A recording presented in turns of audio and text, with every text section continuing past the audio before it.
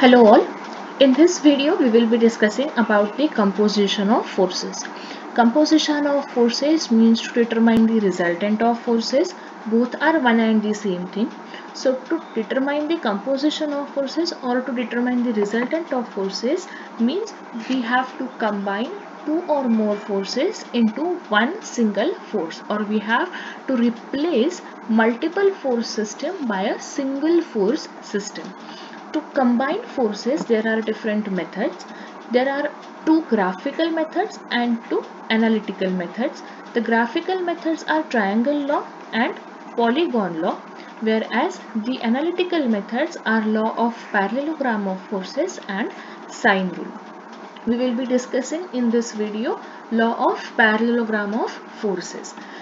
Law of parallelogram of forces states that if two forces acting at a point can be represented in magnitude and direction by two adjacent sides of parallelogram drawn from its angular points, then their resultant is represented by the diagonal of parallelogram passing through that angular point. Let us see it diagrammatically. When there are two forces, force P and Q, making an angle of theta, then the resultant will be given by the diagonal of this parallelogram. Let us consider that to be R, making an angle of alpha with respect to Q. And analytically, the value of R will be given as under root of P square plus Q square plus 2PQ cos of theta, where P and Q are two forces acting at a point O and theta is the angle between the forces P and Q. Now, if we consider alpha to be the angle made by resultant with respect to Q, then alpha will be given by tan inverse of P sin theta upon Q plus P cos theta. If alpha is the angle made by resultant with respect to Q, let us consider the resultant is making an angle of beta with respect to P, then beta will be given by tan inverse of Q sin theta upon P plus Q cos of theta.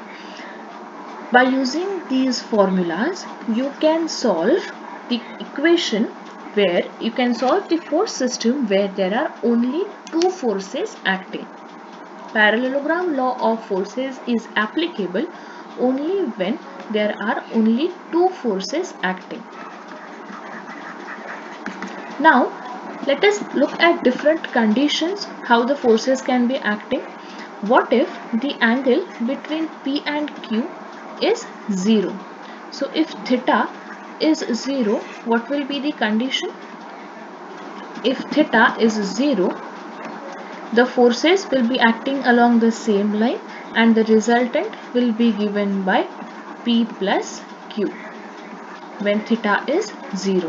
When the angle between two forces is 90 degrees, if this is P and this is Q, you will have cos 90, which is 1, right, and which is 0, and then you will have resultant R equals to under root of P square plus Q square.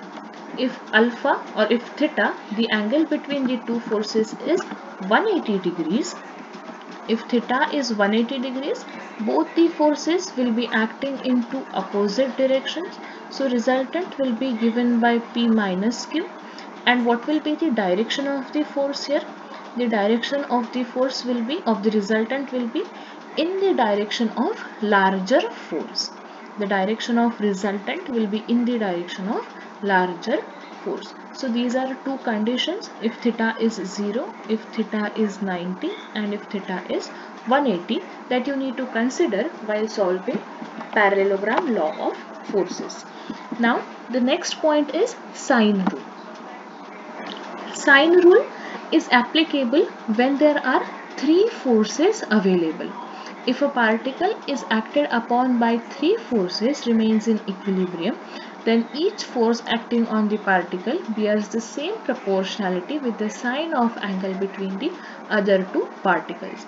If these are the three forces which are acting, P, Q and R, and let the angles be alpha, beta and gamma, then according to sine rule, the angle, the force upon sine of angle between the other two forces, the ratio is same. So P upon sine alpha equals to Q upon sine beta equals to R upon sine gamma.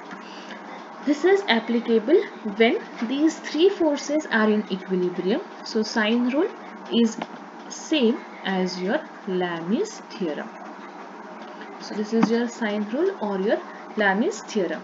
What does sine rule or Lami's theorem say? That when three forces are in equilibrium, then the ratio of force to the sine of angle between remaining two forces will be same.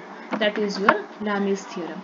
Parallelogram law is applicable only when there are two forces acting, and sine rule or Lami's theorem is applicable only when there are three forces acting.